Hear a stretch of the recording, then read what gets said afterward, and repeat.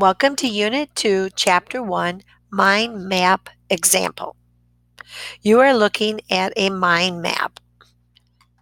A mind map is drawn out or created to help you put together your slideshow. Notice that here is our first shape, and this hat is the title.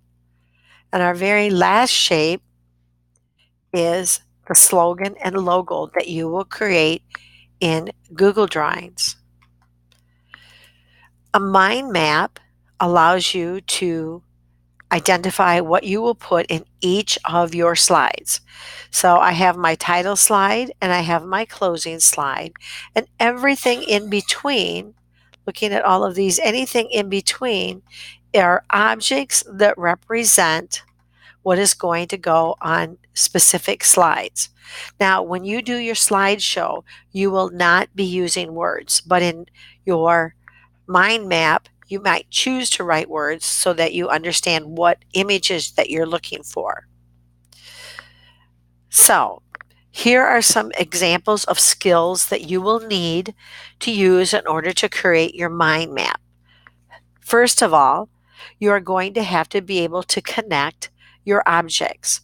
So you connect objects based on first slide, second slide, and they all probably connect with your title slide. So if I look here, I have a blue line. It's just sitting there, it's not connected. So when I click on it and I begin to approach the shape, you notice that there's little blue circles. I'm going to put my line right on that shape. That way now it is connected.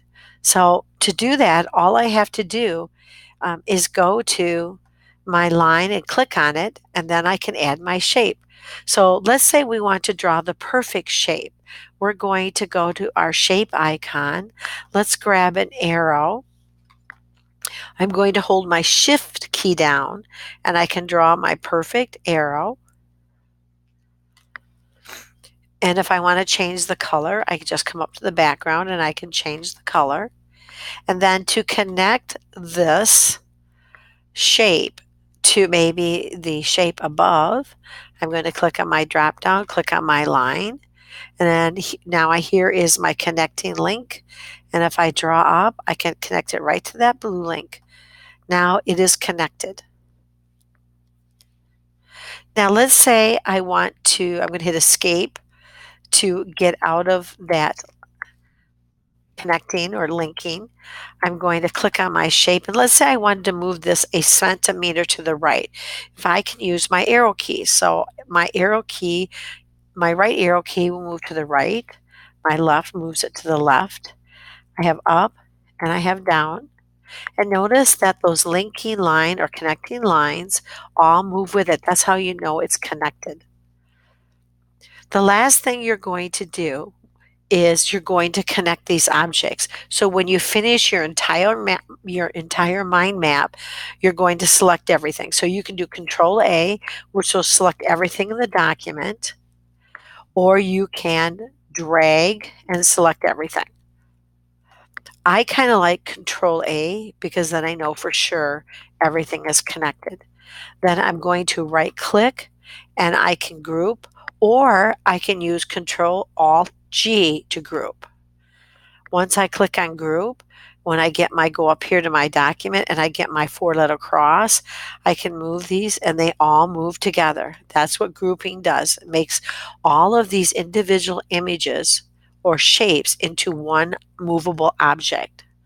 So what we've talked about is that we've talked about connecting objects, which means that we would put our shape in, then we would put in our line, and then we draw our line from one blue circle to the next object that we want to link it to. We've talked about drawing the perfect shape. We can do shift and draw to get the perfect shape.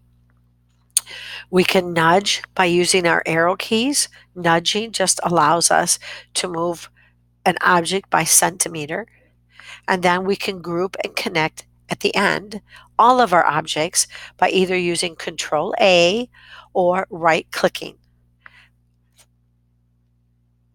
We can also use Control Alt Shift G as an alternative to grouping. I wish you the best on your mind map. Make sure that you are using your skills that you will need here, and I hope you have fun. Thanks for watching.